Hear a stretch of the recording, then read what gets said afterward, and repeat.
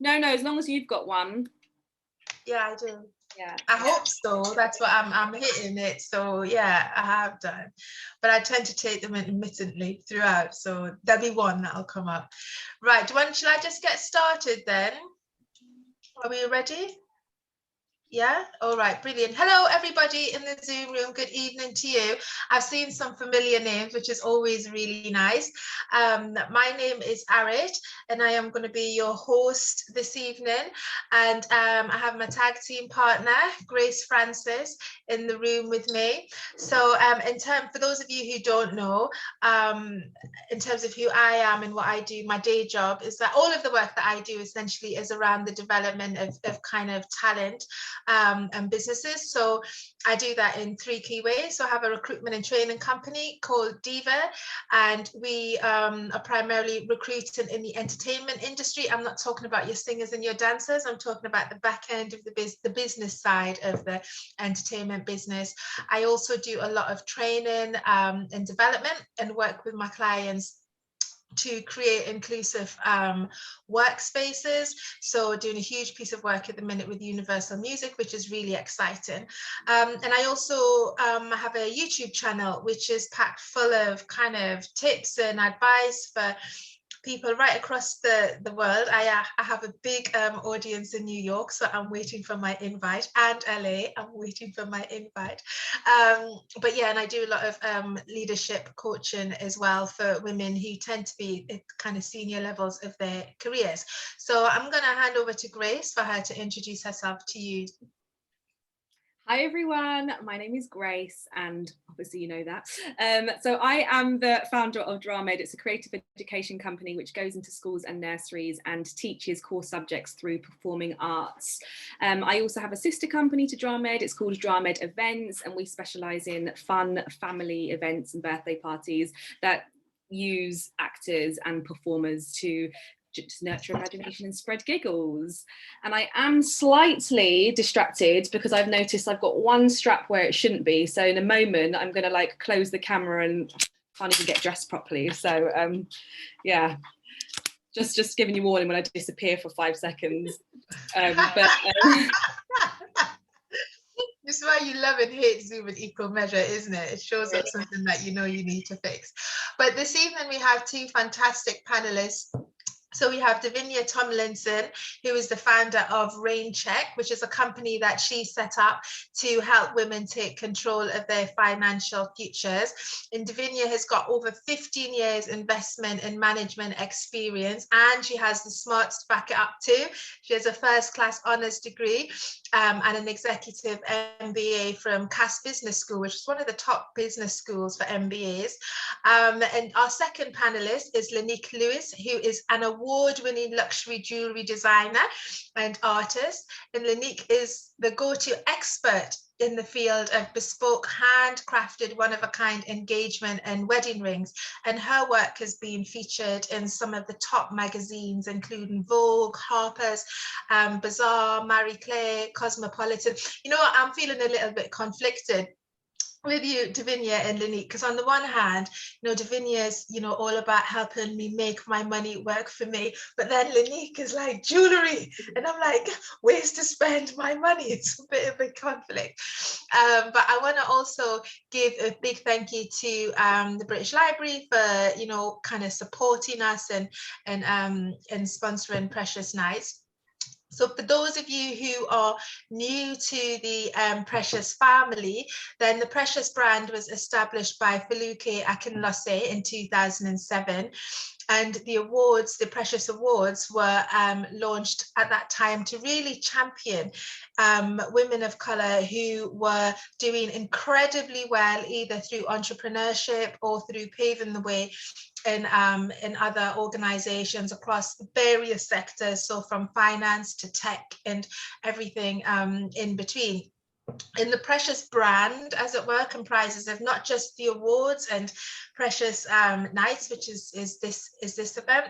We also have the Precious Lifestyle Awards, which are designed to support women working in the creative industries.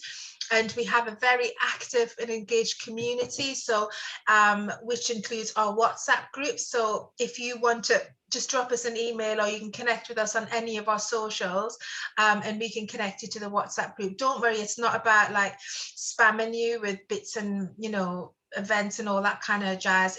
It's words of encouragement that you get, and it's not every day that we're communicating, but it may be stuff that you want to, that's coming up, that will be of interest to those in the group. But do kind of stay connected. And then we have Precious Magazine. Now, you know, if you've been in this Zoom room, how I love Precious Magazine, and really encourage individuals, budding writers who are looking to get their work seen, to, you know, get in touch with us. So maybe we can be your first platform in terms of becoming a published writer. But even if you're a seasoned writer and you've got something to say, then get in touch with us, because we'd love to support you on your journey.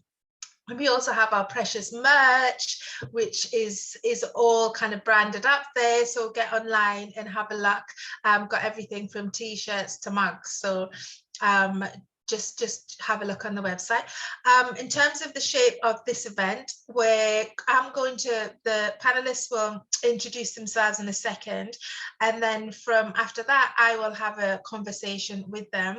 But we want to hear from you as well. Although we cannot see you, communicate with us via the chat. So Grace will be monitoring the chat. So if you have any aha moments, as Oprah would say, pop them in the chat so we can feel connected to you that way. And around about 8 o'clock, we'll start to take questions.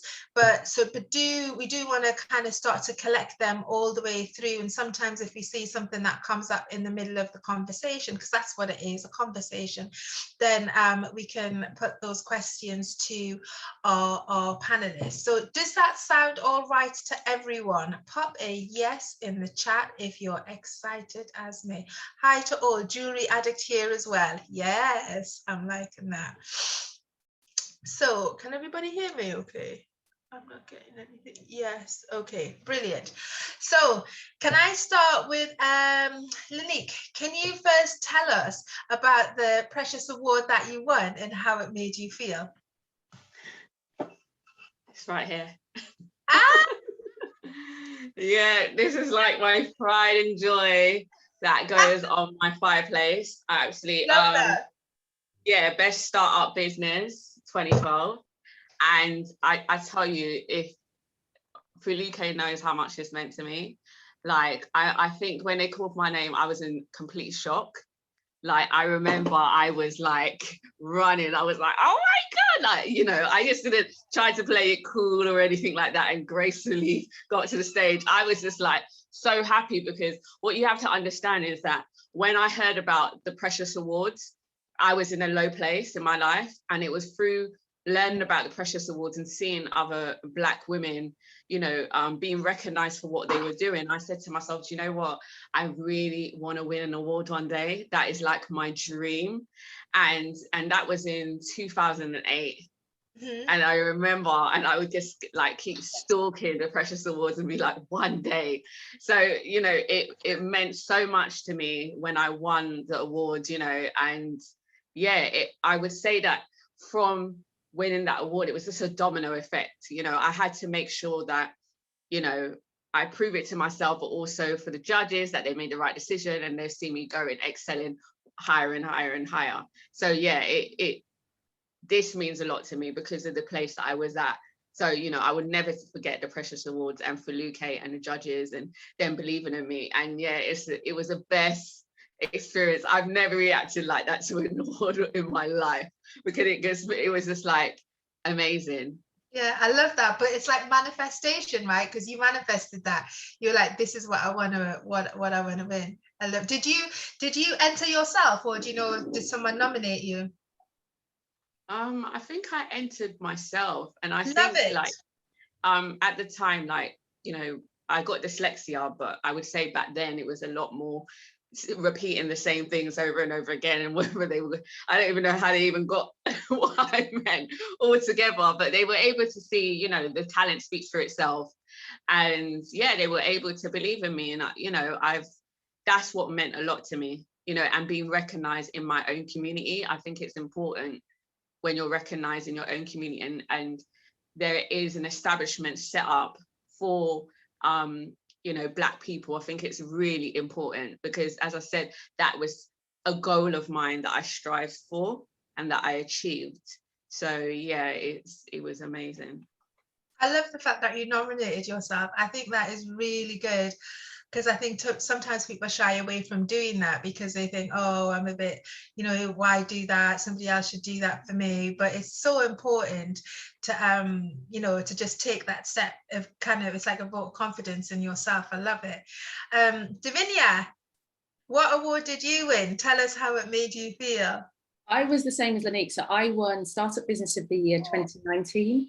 And I think for me, I mean, I echo many of the sentiments that Lenique has shared, but I think the one thing in particular, just starting with the last point you made about it feeling particularly poignant coming from a Black organisation.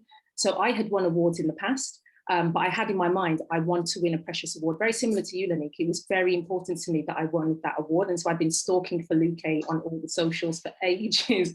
Like, I need to meet this woman. I need her to know who I am. When I started rainchq, I was like, okay, I need Felipe to know about rainchq because I want to win a Precious Award. And I think there is something that is difficult to articulate, but there is something about recognition from within your own community, particularly when, you know, we talk all the time, and we were having this conversation just before this started. But I think Black people in the UK, Black British people, can feel quite beleaguered by the narrative and the discourse, the public discourse around Black issues and issues related to the Black community. And Precious, for me, the thing that's so refreshing about it was that it was always a celebration of, you know, I think as this lady is saying, women of colour. But for Felipe, as somebody, as a Black woman, spearheading something which at the time in the UK was, you know, completely groundbreaking, and taking it, you know, and succeeding year after year, and perhaps, you know, starting from the bottom up and having to really strive and get sponsorship and all of that, you know, all of the work that she has done is really testament to our spirit and our resilience. So it felt for me, you know, winning that award was almost a recognition of everything that's great about being Black and having the support of the community. And I think from a more personal perspective, you know, in 2019, when I won the award, it came off the back of, you know, a really terrible year for me. It was 4 months after my dad had passed away. And from, you know, when I think about, you know, at that point, I was, I think, 36, you know, so I'd had 36 years worth of this stalwart in my life, being a champion and a cheerleader and an advocate for all of my professional accomplishments. And so, you know, you'd suddenly have this snatched away unexpectedly. So then it felt like a really nice way to conclude the year, knowing that that person that had always been there was no longer there, so that I would have this separate, you know, accolade to almost commemorate it instead. So yeah, it was very special, still very special. That's beautiful. Thank you for sharing, both of you. So going to your both entrepreneurs. So Davinia, I'll start with you. What prompted you to make the move into entrepreneurship? I think for me, it was always something that was deep rooted in me from a very early age, not because I come from a family of entrepreneurs, but more because I come from a family of independently minded people and free thinkers. And that, I think, the way that manifested in me, you know, and it manifests itself in different ways for different members of my family. You know, there are, you know, academics and activists and people, you know, that are excelling in a variety of different careers. But from my perspective, it's really important for me to have agency in my own life from a professional perspective. And I always loved the world of finance. You know, I started my career at an investment management firm, you know, when I was 22, loved it immediately. But I think the thing that really struck me at the time was that there were these massive, like, gaping chasms between different segments of society. And of course, race was one of the you know, the gaps. But then another gap, of course, is gender. And, you know, rainchq was really born out of my desire to close some of those gaps. So obviously building a proposition designed to promote that sense of inclusion from a financial perspective, recognizing that having really solid financial foundations is a facilitator for most of the other things that we will go on to achieve in our lives. So from my perspective, it really felt like a no-brainer. So I was very clear about the plan that I had for myself. And so it was just a matter of time before I leapt from the corporate world, really. When you say the plan that you had for yourself, do you mean, like, is that life plan or career plan or both plan? I think, yeah, it's almost like the merging of the two. So, I really wanted my career to fit around my life rather than my life fitting around my career. And I felt, the finance world can really, suck you in. It's all consuming, it's aggressive, it's testosterone fueled. And I really thrived in that environment. But equally, there came a tipping point after I became a mother where it started to drain me. And the same adrenaline I would feel had become exhaustion and fatigue. So I wanted to conceive of a new way of channeling all of my energies and efforts into something that would still be in the industry within which I loved, so finance, but was very specific, specifically designed to target people that I felt were being marginalized. Right, okay. And Lenique, same question to you. What prompted your kind of move into entrepreneurship? Well, I think that I've always kind of wanted to have my own business in some capacity, but whether that be like fashion, I wanted to be a tailor. At one point, I wanted to be the only woman on Savile Row, black woman on Savile Row at one point. But then I decided, well, my parents kind of geared me towards university, and I didn't particularly want to go down that kind of route, but I did it, and sorry, I just went off track a little bit. So I was just thinking, it is a horrible time for me.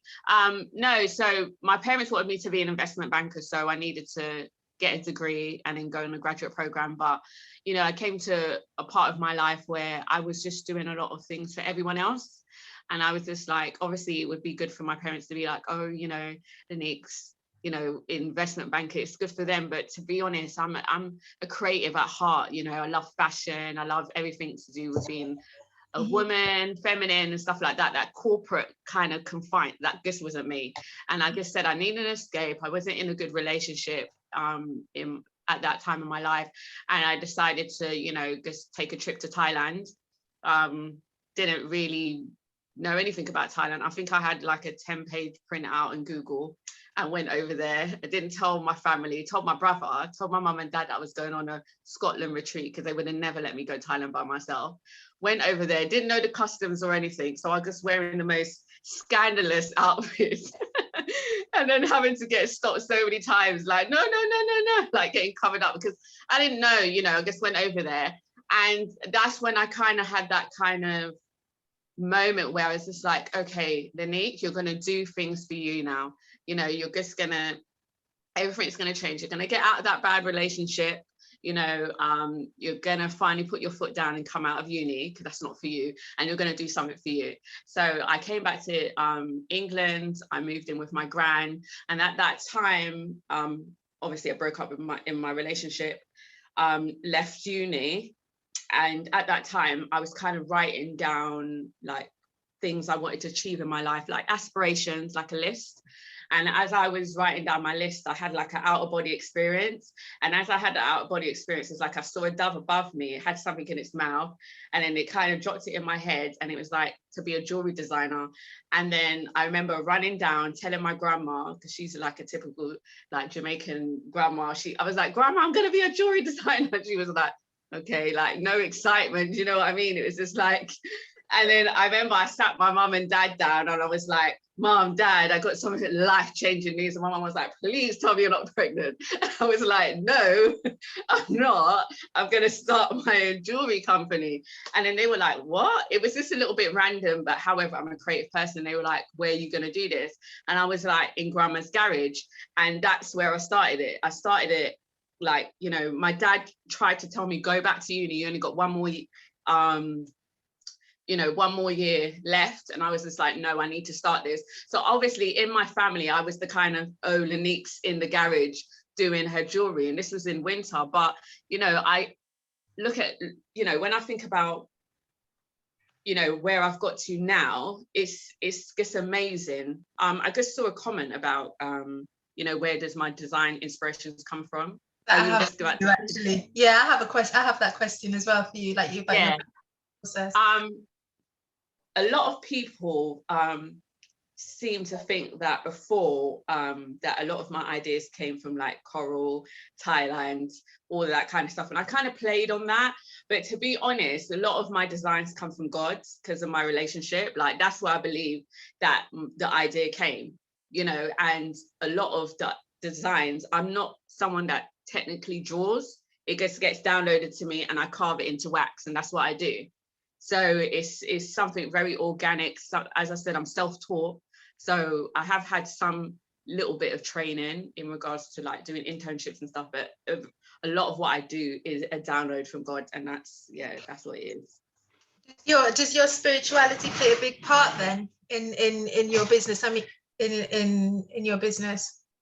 Yeah, like now I think, as I said before, I never would have mentioned that. That's why I said I played on that whole, I went to Thailand and people were like, oh yeah, your jewelry is very organic. Oh yeah, the coral reef, scuba diving. So I was like, yeah. I would play on it. But then I thought that's not really authentically me, because I was scared that people would say, oh, out of body experience. Like, come on. Like, but when I would tell people this, so many people be like, you know, I've had something similar like that happen to me. And I'm like, oh my God, this is just like so amazing. Why didn't I do this before? But, you know, as I said, this is who I am, and it's not going to be for everyone. And I'm, as I said, my jewelry and me as a person, because I'm an extension of my brand, because of the name as well, it's going to be niche. It's not going to be for everyone.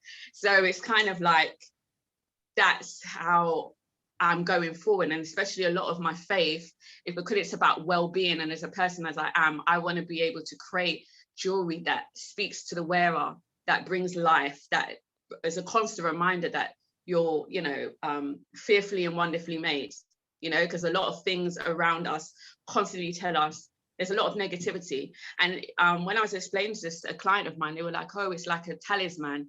Like, you know, back in the day, in ancient times, you have it and it changes the person's over time. And I said, yeah, I definitely believe that. That's why, you know, my hands. So it's God given. Not for me, not taking credit. It's just from above. So yeah. No, I love that. I can totally relate to that as well. So in terms of Davinia, do you kind of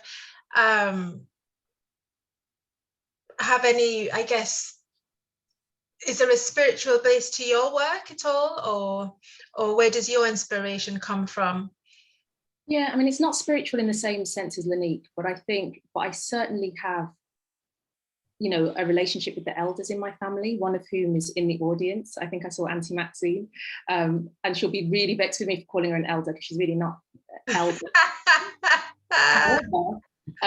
You know, for Caribbean heritage, and I think, you know, lots of us can probably relate to this, you know, the power of the elders and the relationship that we have with them can, for lots of us, make or break us. You know, when you look at, you know, lots of people and the successes that they achieve in the public eye, or even, you know, more, you know, closer to home, and people that we're surrounded by that you see really grounded, positive, and all of those sorts of things, you know, exuding the right kinds of energy.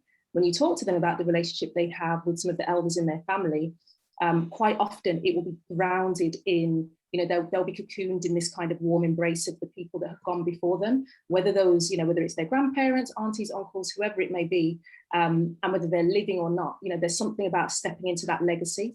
And so I think it's not necessarily so much about spirituality in the traditional sense of the word, but certainly I feel, you know, I was thinking about this just today, you know, I've seen this t-shirt that I am my ancestors' wildest dreams. And I always think, you know, for me, I would take it even, you know, a step closer than my, you know, distant ancestors. I feel like I am my immigrant parents and grandparents' wildest dreams, because when I think about, you know, what for them, moving to the UK as young children, and for my grandparents as young adults, establishing families, you know, the reason they came there, of course, they were enticed by the promise of employment and whatever else, but really they weren't going to leave a tropical paradise to come to the UK to suffer poor treatment if they didn't think it was going to be for the betterment of future generations.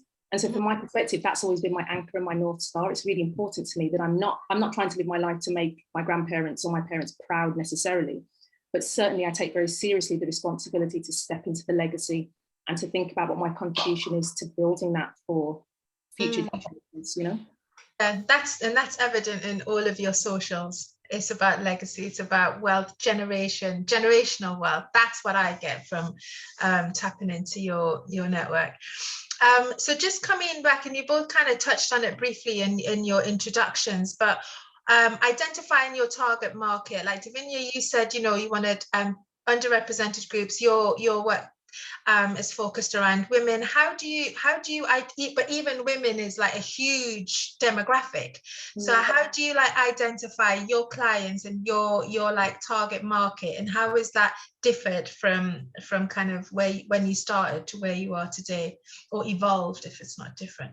Yeah, no, it's a good question. And I think it's really interesting, actually, because when I first started rainchq, there were a lot of critics who told me that women as a market was too small, and that actually, the idea of building a business designed to deliver female-focused finance solutions was a non-starter. No one was going to be interested. It was going to be patronizing and condescending. Obviously, I ignored them, and it's really been borne out in the this really thriving rainmaker community that we have today. But I think, from my perspective, the target and the ideal rainchq customer is typically, when I think about the avatar, today, she's probably somewhere between the ages of kind of, she's probably 37 to kind of mid 40s, really excelling in her career, isn't somebody that, probably has really good academic credentials as well. And the only confidence gap exists when it comes to managing her money. So it's not a question of her earning power and earning potential, because that's already intact, but it's more about speaking to someone who is non-patronizing, who is relatable and authentic, and who they can see themselves in and say, oh, actually, Dav is somebody that I can trust, because she is just explaining things in a really real and refreshing way. But when I cast my mind back to 3 years ago, I was really trying to capture anyone, because as a startup you're thinking, oh gosh, I still would have those people in the back of my mind saying, this is not going to be a goer, because no woman is going to want this, the market is too small. And so there wasn't as much precision around who I was trying to attract. And I think as the mission and the vision has evolved and it's become very specific about helping women build sustainable long-term wealth, there are a whole host of personal finance and finance-based solutions now targeting women. And there are some that we're talking about debt and credit scores, and there's this kind of general aspect of money management. But for me, as I say, and exactly as you outline, I'm focused specifically about long-term wealth. So for those people that are thinking about their own legacy and thinking about, it doesn't necessarily have to center around children either. There are lots of women in the rainmaker community that are steadfastly not having children, but they've got big ambitions for their life. So the legacy will manifest itself differently. So now that we can be very clear on what the vision is, then the right people just naturally come. It's a really great business lesson, isn't it? When you're really clear and you can communicate really clearly what you are doing and delivering and what the value is, then the right people come without you having to force it.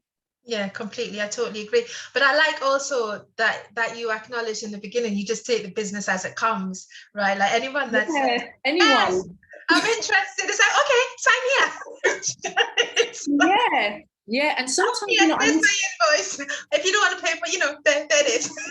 I used to do all of the prospect calls in the beginning, because it was like a useful kind of customer feedback process as well.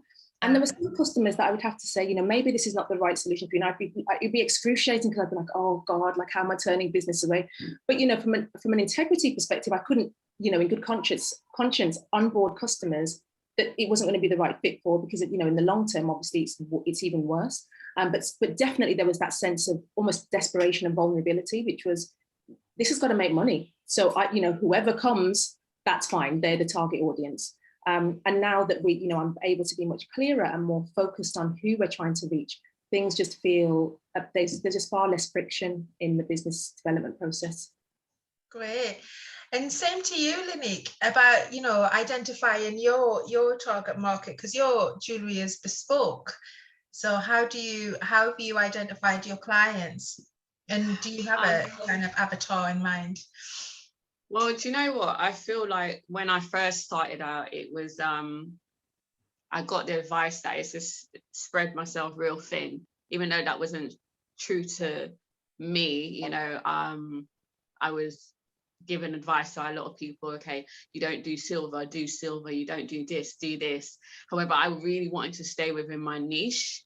And, for instance, there would be people that would come to me and goes, okay, I want you to create this. And I'll be like, but that's got nothing of my stamp on it. That's you know, and I wouldn't, and the thing is, what I thank God that I never compromised. I really didn't. I remember when I would turn away clients and I'd be like, sorry, I can't. And they would look at me in disbelief, like, oh my God, no. And it's like, yeah, because it's like, when someone looks at my jewelry, I want them to be like, oh, that's Lenique Louis. Even though it's the kind of me and them merging together, their idea, my aesthetic, it's still, it needs to say Lenique Louis. So now I wouldn't say that I have a specific demographic or, you know, client. I would just say that my clientele is very niche. They know that they want something a little bit different.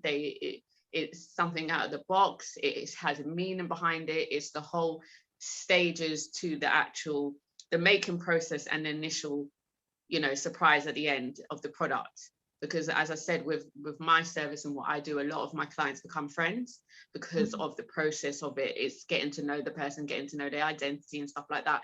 So yeah, I would say it's I wouldn't be able to pinpoint. I would say majority is more women, I can say that, but there are the men, and there are some kind of eclectic pieces that I've made that I definitely won't promote on the website, that are very bespoke for certain individuals. But that's the whole part of it. I want people to come to me because they want Lenique Louis' essence. They don't come to me because they want me to mimic something else they've seen from, you know, like for me, being someone like Pandora is my worst nightmare. Like, no way, I don't want to be here, there, and everywhere. That's just like, I shake at that. I just want to be like unique, like not everyone's gonna like me, and that is good. You know, it's like if someone's wearing something, you know that's Lenique Louis, and that's fine. So and that's what I want to be going forward. That's how I want it to be. It's all, I think, when I first came to the jewelry industry, and I'm not from that industry before, you're kind of told how to be and to conform because there's people above you that are successful. But I feel like if you want to create your own identity and your own stamp, it's for me is about being niche. And obviously seeing everything that's taken place in the last year, I finally said to myself, I'm going to do what I truly want to do. So like within my brand and everything. So how I was initially in 2009 when I first started to now is two different Leniques, like even in regards to the jewelry going forward. Yeah, but I think just like as Davinia said, you know, right from the beginning to where you are. So for those of you who are like at the early stage of your business, then I think it's kind of it's okay to be trying to find your feet and trying to find out who connects with you and who you ultimately want to connect with, because in both of your cases, you know, Davinia saying you're turning business down because it's not authentic to you. Lenique, you're turning business down because it's like, I'm not a carbon copy, I'm an original. You're coming to me for bespoke designs by me. But it's okay to do that. And I think and it's okay for that to evolve over a period of time as you grow more confident in developing your craft. So just about just sticking with money, actually, now, how did you finance your business when you started? Because that can be, you know, a blocker for some people when they're starting out, thinking, "Oh my gosh!" It's like, don't even start, because they think about all of the money they think that they're going to need. So, how did you finance that? Sorry, I'm realizing I'm not a single person. Lenique. When I first started, it was drips and drabs. I was broke. I was at my grandma's garage. I never had no money for tools. I just came out of a relationship. Like I was just not in a good space, but I only had this one little thing, you know, this drive and this tenacity to make this business work. So a lot of the tools that I have to this day are the tools that I had then, when I had to make them out of nails and there's things around the house.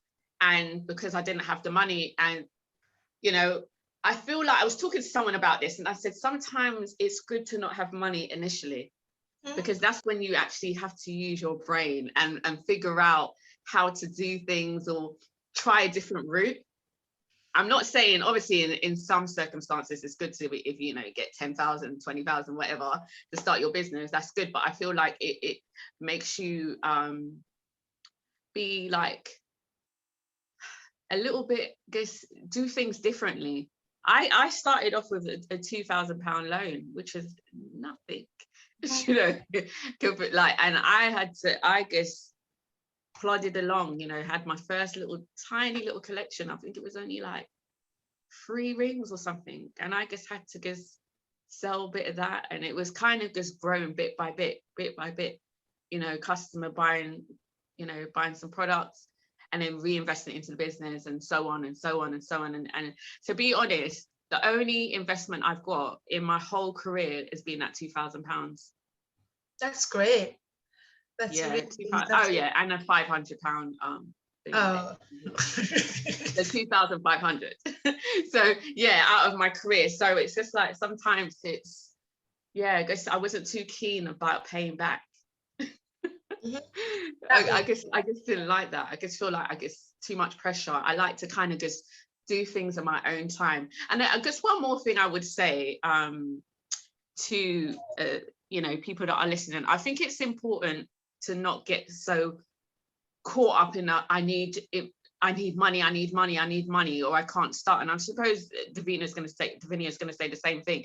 Like, people get too caught up in, oh, I need to have money, I need 10 grand, you really don't. There's a lot of, I didn't have any money when I first started.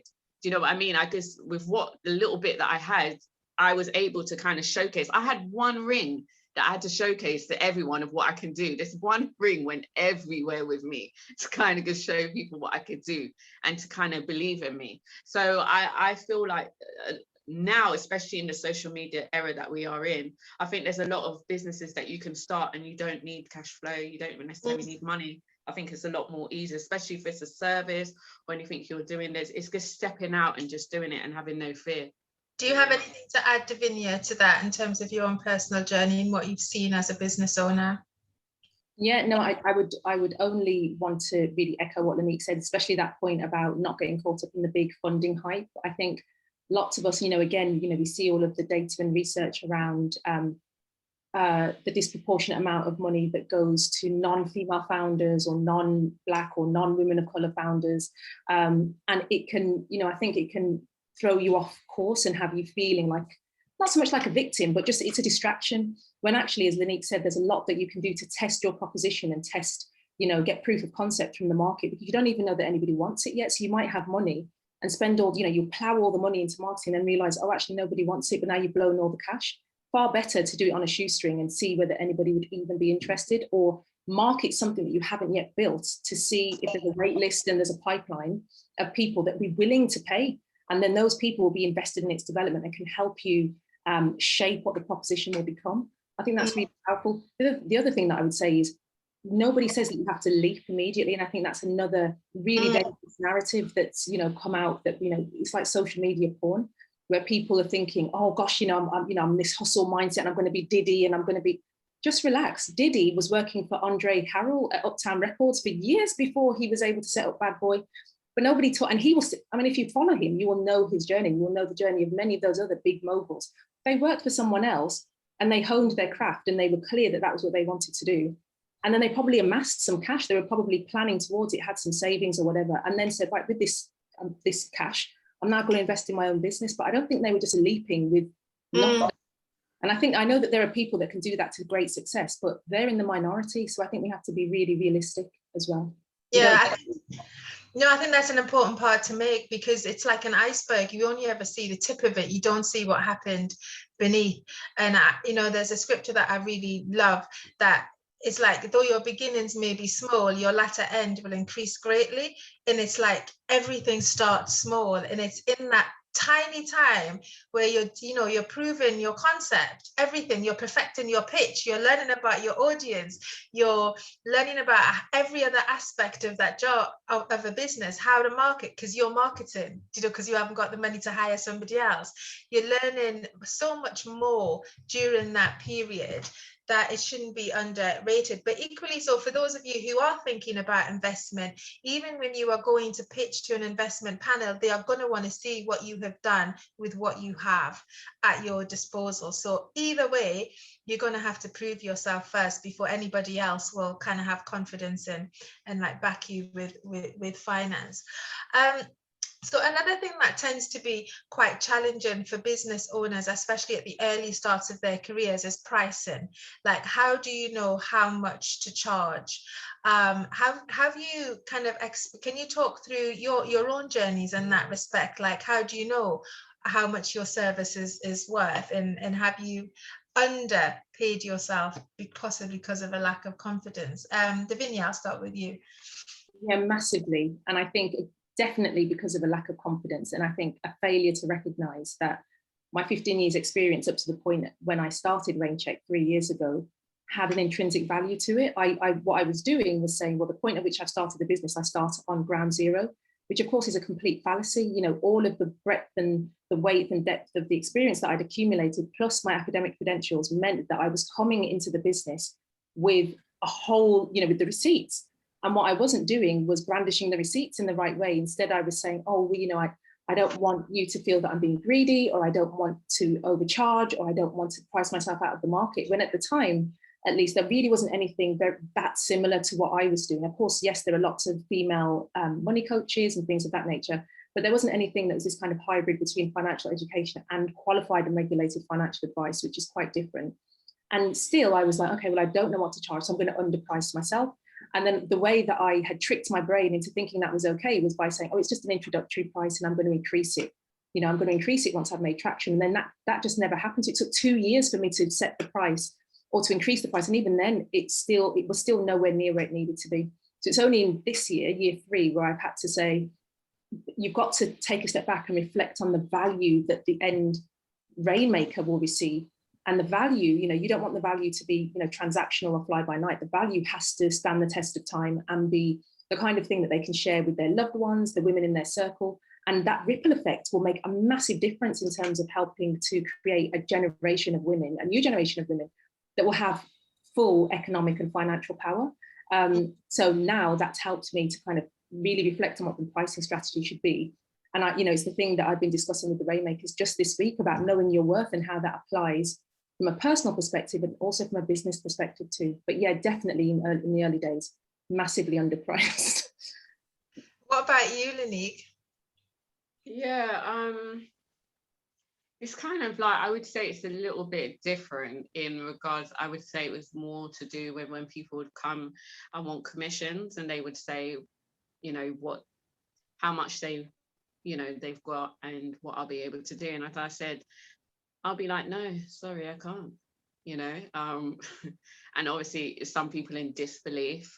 And, you know, and I also got to, like, I've got to be real as well. A lot of people, you know, when I first started out, I look young anyway. And obviously when people come to the studio, they often think that, you know, Lenique Louis is a French woman, and, you know, they might come if they haven't seen, because I only just started, I would say in the last 3 years, putting my picture up on my website, do you know what I mean? But before that, you wouldn't have known I was a Black woman. So sometimes people would come and be like, oh, where's Lenique? Are you the intern? And I'm like, no, I'm Lenique. You know, and I'll be with, like, you know, I'll have a hoodie, trainers, you know, I'm just relaxed. I don't try to do, you know, or I'm just going to have my African head wrap. I'm just going to be me, my authentic self. So I feel like when people see I'm a Black woman, I look young, straight away it kind of goes down in regards to, okay, this is what I'm willing to pay. And I've seen it a lot of times and I've been like, no.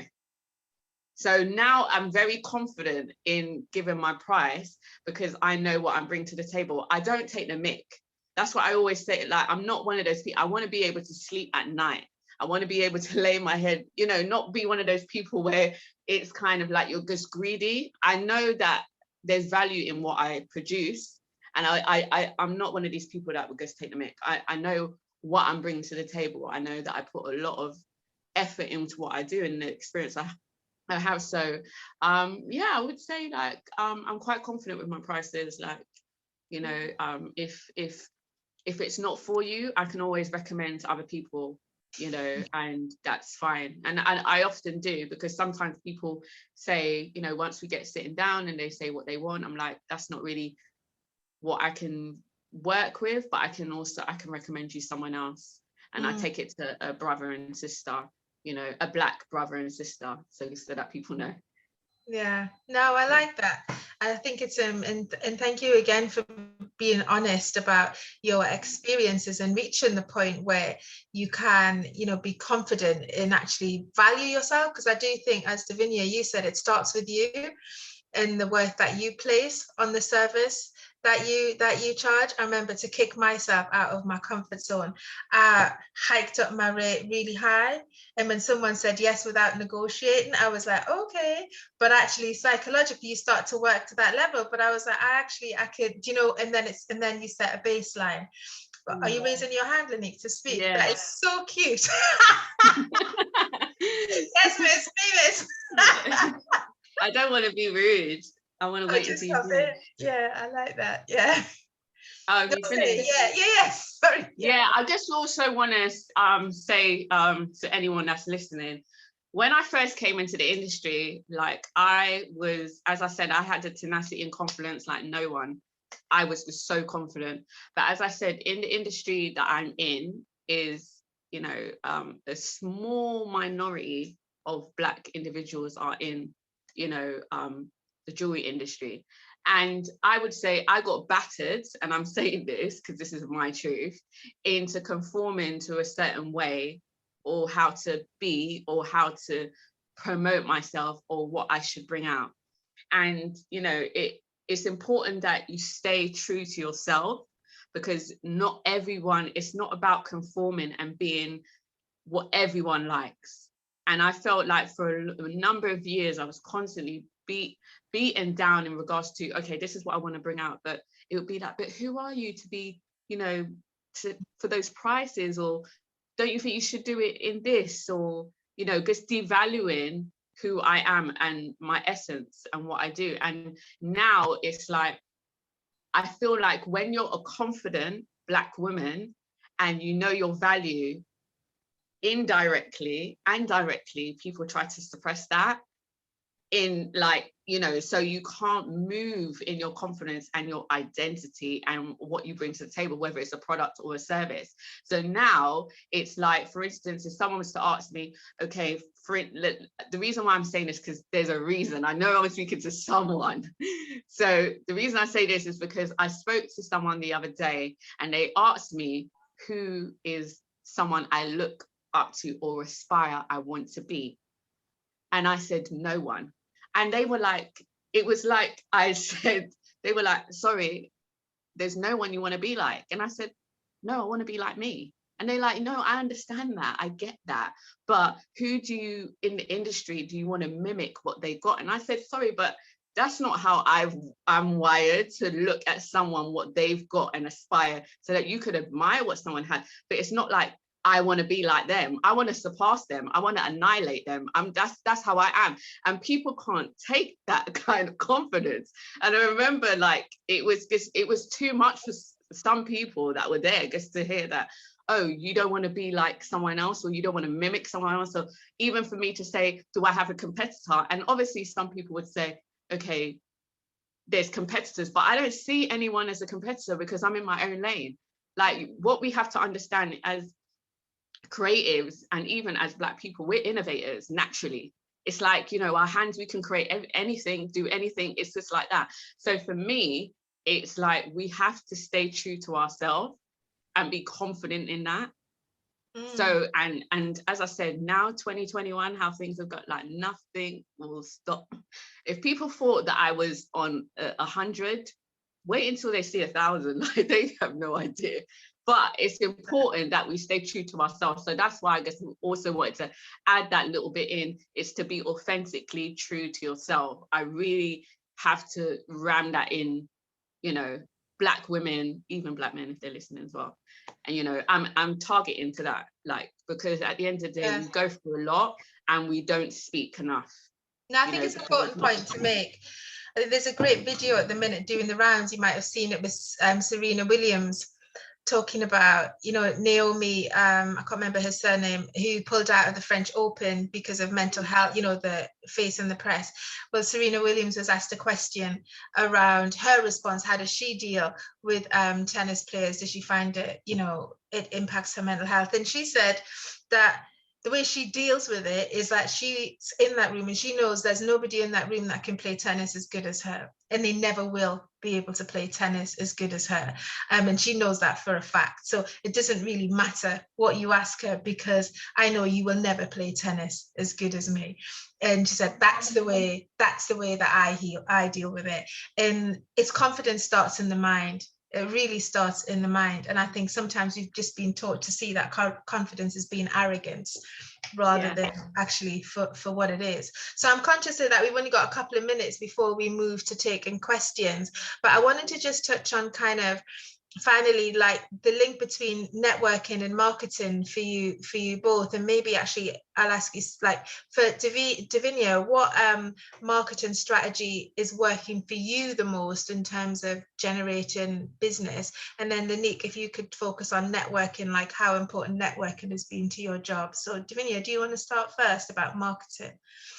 Yeah, I mean, I have found that email marketing is the biggest converter. And, you know, even prior to rainchq launching, I think maybe, you know, starting at the beginning of 2018, I had a blog, and it was an email only blog. So you had to be on a mailing list to get it. And it was basically me chronicling my journey from the corporate world through to entrepreneurship and the trials of everything else that was going on at the same time, you know, becoming a mom and blah, blah, blah. And then when I launched the business and I would continue to send out these emails and weekly newsletters, what I started to find was people would engage.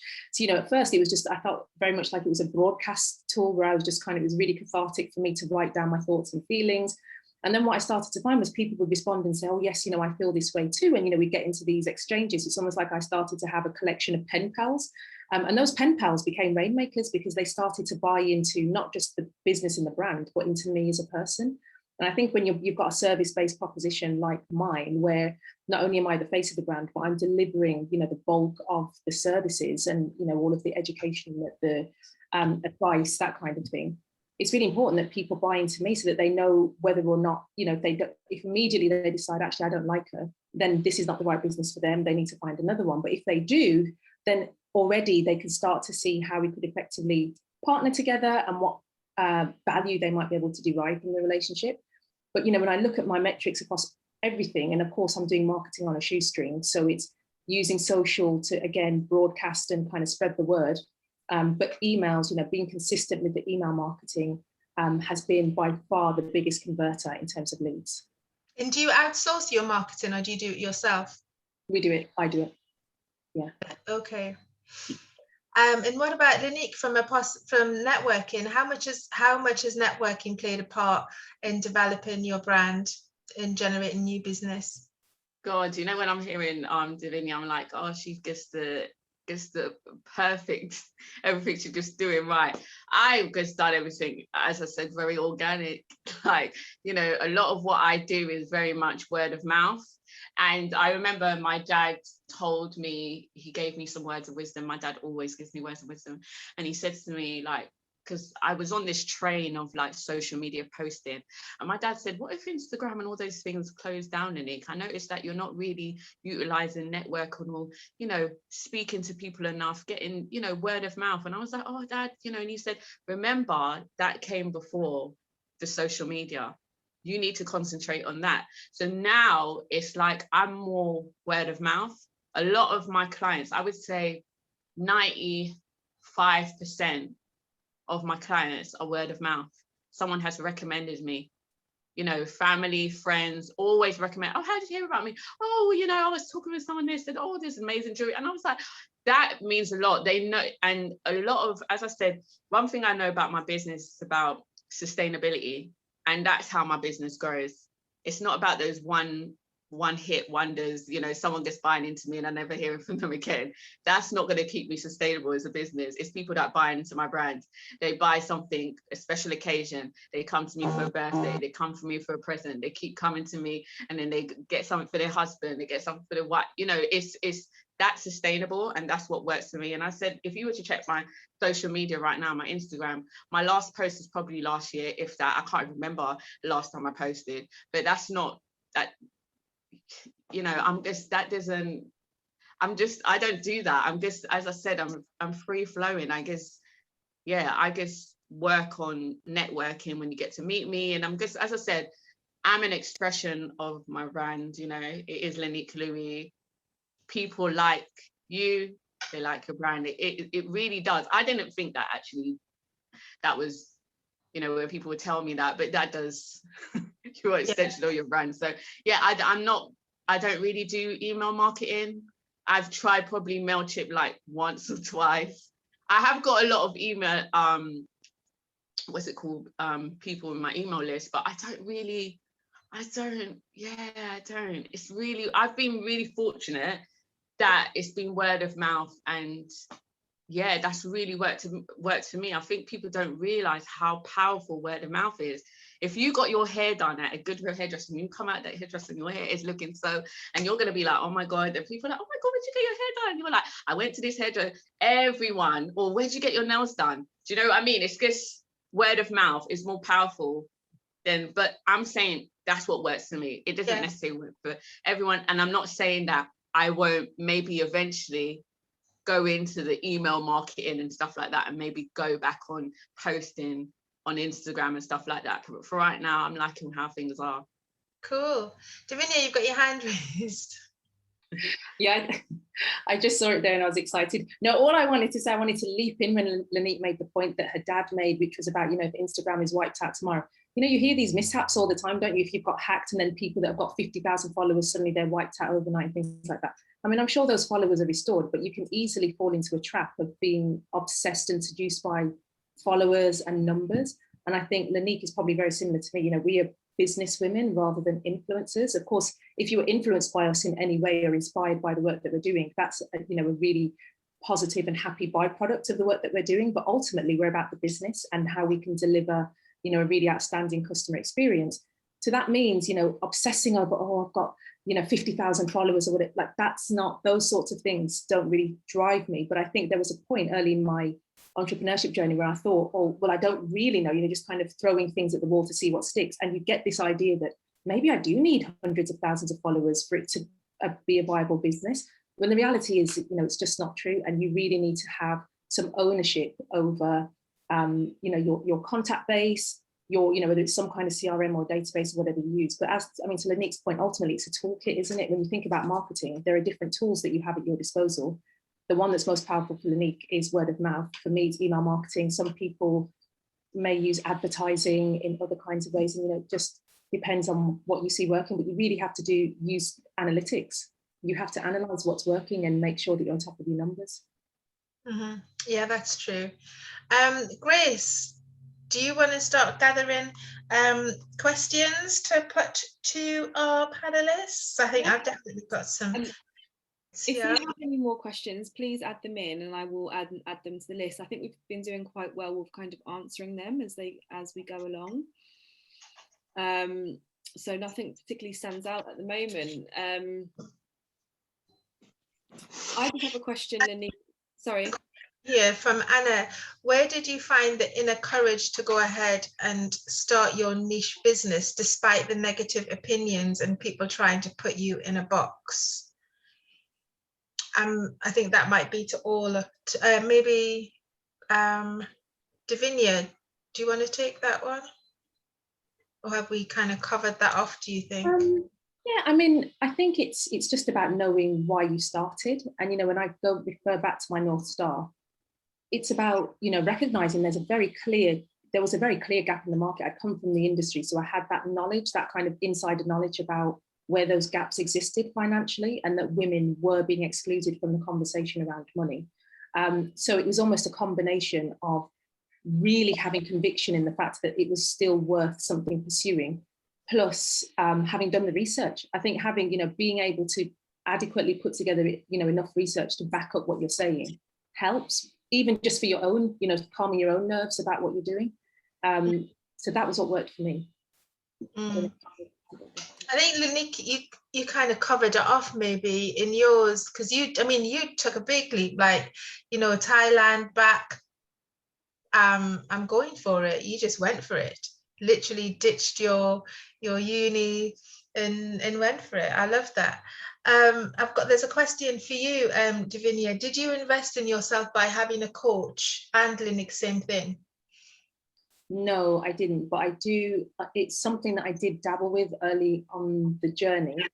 And what I realized was that I had to be clear for myself what the vision was, because when I did have conversations with different people, I found that it created confusion in my mind because I wasn't at the right stage in my business journey. So instead of them helping me to develop a vision that I already had, instead they were trying to steer the vision somewhere else. So it was really unhelpful for me, and it was quite a big distraction. So for me, having a coach wasn't something that I invested in.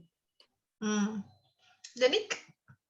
I haven't had a coach. I've had mentors along the way. Obviously, I've got investment, a startup loan from the Prince's Trust, and you're given a mentor. However, me and the lady didn't really gel too well, so I got her changed. And then because you can do that. A lot of people feel that you're stuck with someone, and if they don't believe if you're not here, then they need to go.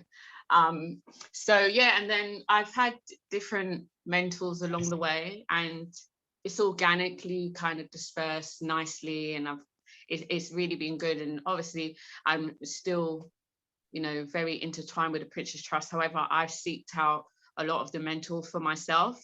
And one thing I would say to people when they, ask someone to be a mentor, you need to be specific when you say it, because when you say to someone, "Oh, can you be my mentor?" Yeah, they're going to be privileged, but however, they're going to be like, "Whoa, whoa, whoa!" And just like Davinia said, you have to have a clear idea of what you want and where you want to go. So normally I can, for instance, if I was to meet Richard Branson, I'll be like, "Can you be my mentor?"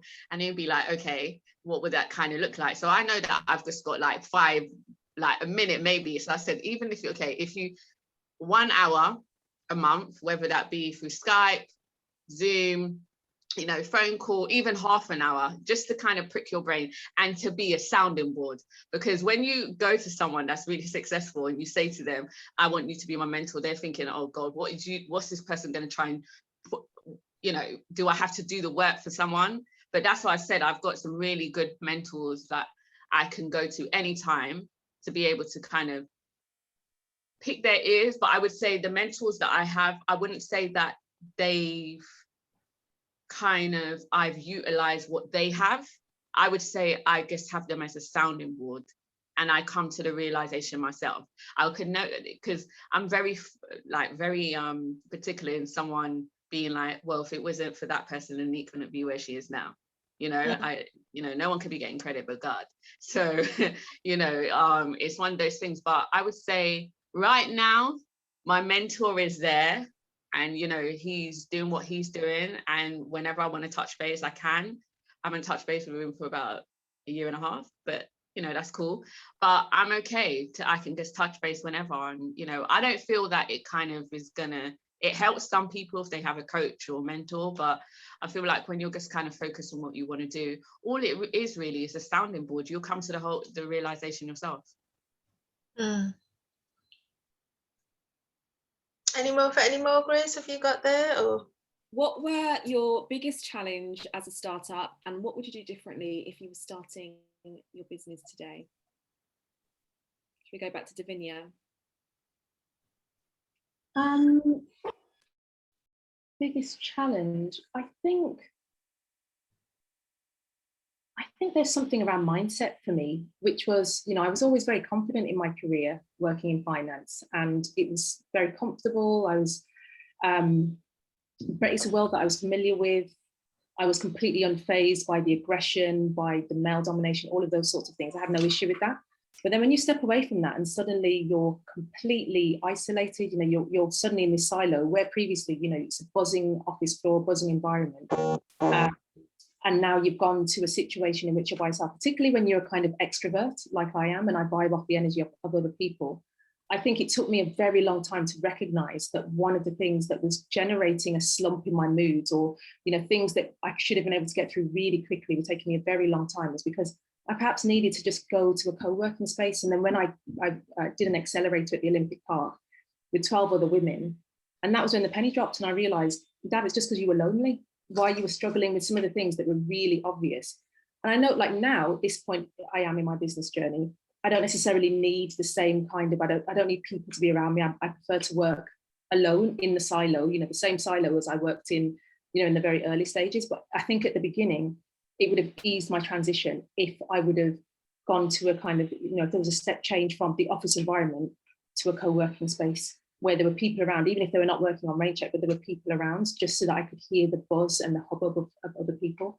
Because as I say, there is a lot that, you know, you have to work on yourself from a mindset perspective, but then the other thing is that environment, which really counts for a lot. So I think that was one of my big challenges, trying to adjust to that. Lenique? So what could you say the question again, please? What were your biggest challenge as a startup, and what would you do differently if you were starting a business today? Oh.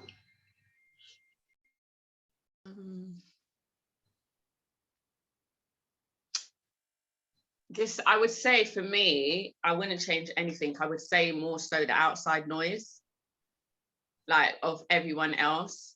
Like, as I said, I had like a drive and a confidence and tenacity that, you know, I was a bull, you know what I mean? Nothing could stop me. However, like, I would say it was just the constant, it was just a lot of outside noise that shouldn't have mattered to me, that would internally get me down. So I would say it's just important to just, if anything, get your own space. I would say that was one of the, if I could change anything, get your own space. Trust me, because when you get, sometimes having a co-working space with other people as well, it's just all eyes on me kind of thing. And then people are quick to kind of critique what you're doing and kind of, you'll kind of doubt. I understand sometimes people will be in their home office, or just, you know, they might have, you know, doing what they're doing at home and be like, oh, I need a co-working space, I need to be around certain individuals. It's good if they're not necessarily in the same industry as you. I think that's what I would change, having my own space where there's not people within my industry, because there was a lot of critiques and just, yeah, things like that. So that's what I would change, because that could affect you. Thank you. Thank you. And there's another question to Davinia. How did you make the decision to leave the UK and make a new life? I think for me, it was part of a broader plan, and part of, like, you know, when we were talking about the kind of convergence of business vision and life vision. So I'd always envisaged for myself that I would be in the Caribbean before retirement. So it was always, you know, I was very clear in my mind that I didn't want to, not that I didn't want to raise my daughters in the UK, but more that, you know, it was really important to me to get closer and closer to my heritage. And I wanted my girls' upbringing to be really steeped in their heritage. So of course, you know, I have a big extended family in the UK, but then from my own perspective, it was as much about, you know, raising them, but raising myself, because I think sometimes when you become a mom, you start to put yourself to the bottom of the list and feel like, okay, everything I do is for my kids, and, you know, I have to move to this area because I have to be next to that school and all of these sorts of things. And I was like, well, I want a different quality of life. And I want that quality of life to be in the Caribbean. It's really important to me for a number of different reasons, not least the legacy point. And it was actually one of the last conversations that I had with my dad, which was, Dad, I'm about to make this move. This is what I'm thinking. What do you think? And it had his stamp of approval, which is a big deal, if you know my dad. So from my perspective, I was like, this is, you know, this is ordained, I'm going. So when I had the opportunity to move, and I'd already, you know, started putting the wheels in motion and put my plan together, and then we leapt. But, you know, very similar to Lenique's point about, you know, being very careful about who you surround yourself with and who's in your ear constantly. I think that from my perspective, it was a very seamless and natural transition. And there were people, you know, there are cheerleaders in my life who recognized that it was a natural transition for me, who could support the plan. But then there were others who for whom it would have seemed like completely random, like, why are you going to the Caribbean? Like, you work in finance, why don't you go to Dubai? Why don't you go to Singapore? Why don't you go to New York? And I'm like, I am not from those places. My heritage is not rooted in those places. And for me, I'm building my business, but I'm also building my life. So the two things have to overlap. Like, I'm not going to let my business lead my life. So that was really how it evolved. And have you found it easy to work internationally? Yeah, I think, I was always very clear. That was the one thing, at least, that I was really clear about with rainchq, that obviously it was going to be for women, but also that it was always going to be digital, because I wanted to reach women globally. And I think actually being located outside the UK helps to lend that sense of globalness, because I think, in the past, even though I would talk all the time about rainchq being a global business, and I always had customers from the Middle East anyway, and parts of Europe in pre-EU times. But, I always had, at least that sense of people from other parts of the world. I think trying to attract customers from the US, for example, was always a real challenge, because I think they saw it as, this is a British woman based in London, it's a British business. Being out here, people can see the sense of internationalness to it, and the fact that actually there's been no disruption to continuity. The business has just continued exactly the same way as it did when I lived in London. So it doesn't make any, in fact, nobody even knew that I was in London unless you saw me at an event. So I could have been anywhere anyway. And I think that helped to calm any anxiety about, what impact me moving would have on the business. So it's worked really well. Any more, Grace? What's next in your business? What's next? Well, for me, it's just continuing global expansion and thinking about how I reach more women everywhere in the world. Amazing. And Lenique, what's next for you? Yeah, big stuff. Big moves. And I'm putting that lightly. No, you know what? COVID has been, obviously it's had some unfortunate, deaths within my close family, which has been devastating. However, it's really made me realize what's important, and my goals and aspirations, and I'm thinking about what Davinia is saying, the fact that she's in St. Kitts, and obviously England ain't for me. It's here to build, but I definitely want to go to Africa, definitely not Caribbean.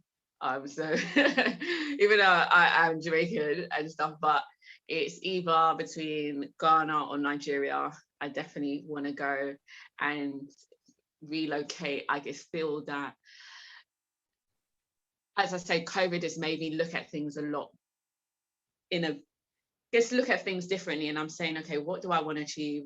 What do I want to do? And a lot of what I do can be remote. Like, I can have a conversation with a client, like face to face, like how we're doing here. I can show you the piece, I can get an understanding, we can have a consultation. So there's a lot of things I can do anywhere in the world, and it's hot, sunny, I'm around people that look like me. So that's really what I want to do. But there's just a lot of I would say the kind of work that you're going to see from me is what I should have been doing from the beginning, that I was kind of like stagnant, like by others of not to do kind of thing. So the stuff you're going to be seeing from me and my brand is going to be like really out there. A lot more of my artwork as well, because I do a lot of sculptures and stuff. So I'm going to be going more into the art world. So really large scale pieces, because that's what I was going to do from the beginning. That's what I was always known for art. So but yeah, I'm excited for 2021, big things. As I said, nothing can stop me. I feel like COVID has made me more confident than I've ever been before in my life. As I said, nothing could stop me. I said I was a bull, but now I'm like the living dead, because even if you tried to kill me, I will still get up and keep on going and going. I guess we'll never die. So that's how you know that I'm not going to stop with my dreams and aspirations. So yeah, that's it really. Grace, have you got anything you want to add before we let these wonderful women go? I love the confidence, and to me the theme today is just confidence and mindset and taking care of that. And I can relate to that. I feel like, you know, and I think a lot of us can. That's why we're here. We've got that ambition, we've got that drive. But I just love to know, like, how do you pick yourself up? Lenique, you come across like, I can never see you dipping and you know, doubting yourself. But I'm assuming there has to come a day or an hour. How do you both like bring yourself up to just, yeah, getting that back? Davinia, do you want to go first? I can do. I mean, my formula is really straightforward, which is that anything that drains me, I eliminate immediately. So whether it's people around me that are a drain on my energy, if it's their bad mind, their negativity, you know, the constant whinging and complaining about things that they do nothing about, I eliminate them. I'm very ruthless about that. And I have been, you know, since my 20s, which it helps. It helps to keep wrinkles off my face, helps to keep me upbeat. You know, I don't have those kinds of stresses that are associated with a sense of obligation to people that are not trying to do things. That doesn't, I mean, that said, it doesn't mean that, you know, anybody that's having a bad day, I'm like, oh my God, like I'm cutting you off. But it's more, there are people in your life, you know, that are attracted to your light and they're attracted to your energy, but they then become a drain on your energy. It's like having energy vampires. So I'm very, you know, ruthless about cutting them off. And, you know, I take the time to, this part I'm not as good at, but I think when I find myself in a slump, I will take myself away and rest, or I create the conditions, I will create the space in my calendar to rest. Like I'm not a martyr either. So I think those two things, being really ruthless about who I'm surrounded by, which is why like I've got a circle of like 5 people, so being ruthless about that, but then also, you know, saying, you know, I'm really run down. I need to eat better. I need to like work out. I need to do whatever. I know the things that will pick me up. And I do them. Like I don't go, oh God, like I've just got to keep going for the next 3 months. Like even though I'm in a hole and I've got a cold and I've got a headache and I'm about to die. Because I'm the business. So if I'm run down, then it doesn't make any sense. I've got to be a mother to my daughters and I've got to keep a business going. So I protect myself. I recognize that I'm my biggest asset and I protect myself accordingly. Yeah, amazing. Yeah, I kind of mirror with what Davinia is saying. Like I'm really cutthroat. I'm black and white when it comes to things like, you know, my friends say like, Lenique, you treat friendships like it's business. If it ain't working for you, it's got to go. And it's like, you know, I do have individuals like me, okay, you know, give them a chance, you know, because, you know, as I said, I'm, you know, I wouldn't say I have down days. I think one of the best decisions in my life that I did this year was seek therapy. And that has been life-changing for me, because there's a lot of the times when I would have those down episodes, it's because there were internal things that I never dealt with within, especially family dynamic.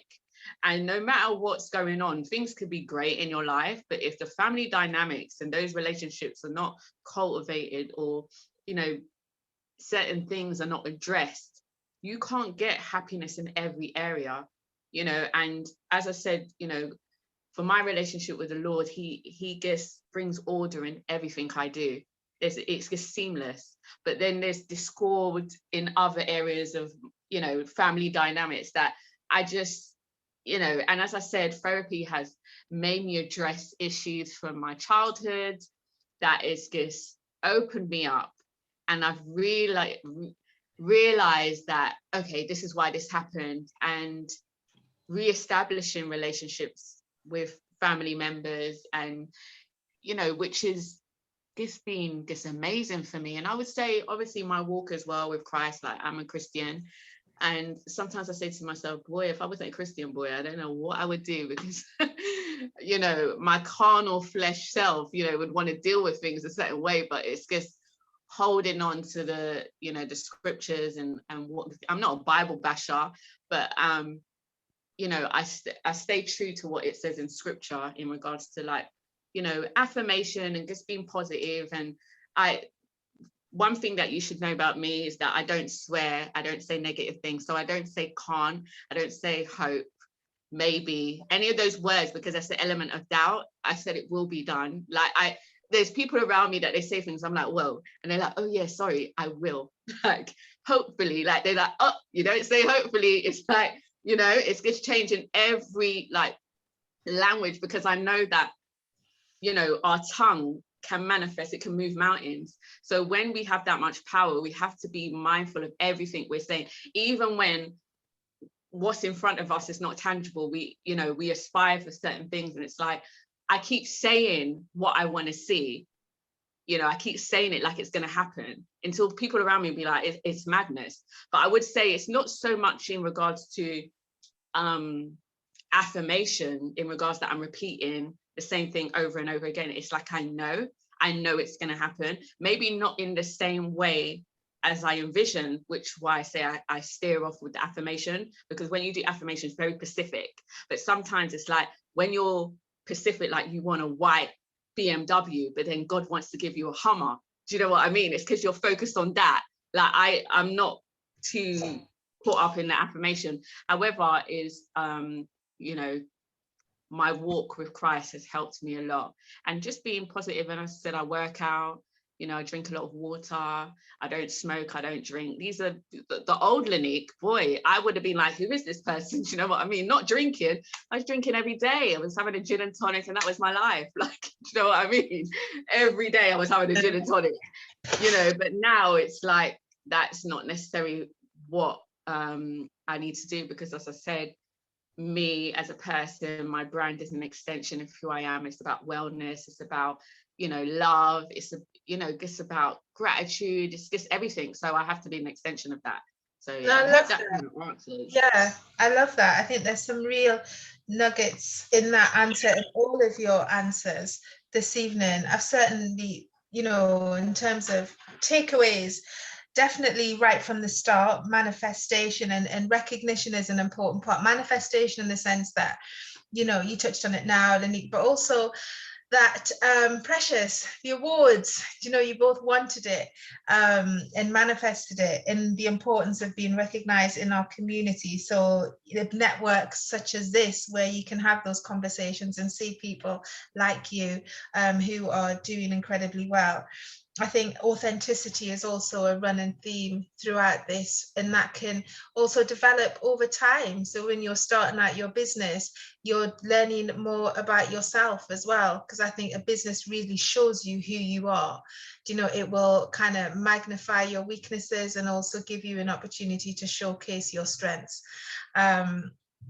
And legacy is also important, because both of you are leaving a legacy as well as picking up the mantle from our ancestors. So I'm really full this evening on inspo, and I'm kind of pulling from your vibes as well, and your energy.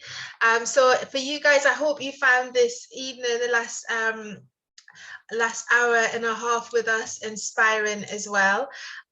Don't forget to follow us on our socials at Precious Online on all platforms, and you can also message us this if you want to sign up to the newsletter. You can go over to the website, or you can drop us a DM. And if you want to join the Precious community, because as I said from the beginning, it is a family, and you want to be part of the WhatsApp group to receive some inspo, then do message us and we will get you connected. And don't forget to get your Precious merch. Anything else that you want to add, Grace? I just think it's been a really beautiful evening. Just thank you so much for just being yourselves and sharing. I definitely, a lot of what you said tonight, both of you spoke to me, so I'm just so grateful. Yeah, and we've got comments coming through saying fantastic discussions. Thank you. Really stimulating conversations. Thank you so much. Yeah, that's all I have to add. One thing, put your handles in the chat so people can connect with you on Insta. Grace, do the same too.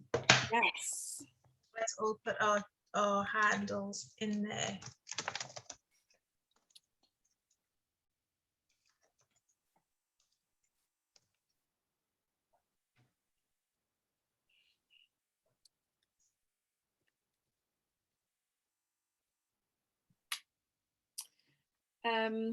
Lovely. Have we got everything? Have we got one? We're still waiting for Lenique. No, we're waiting for Lenique. Yeah. Lenique's on the mobile tonight. Perfect. Great stuff. Well, have a good evening, everyone. Yeah, have a lovely evening. Take care. Bye. Thank you, Davinia, and thank you, Lenique, and thank you to the British Library. Thank you, Bye. Precious. Bye everyone.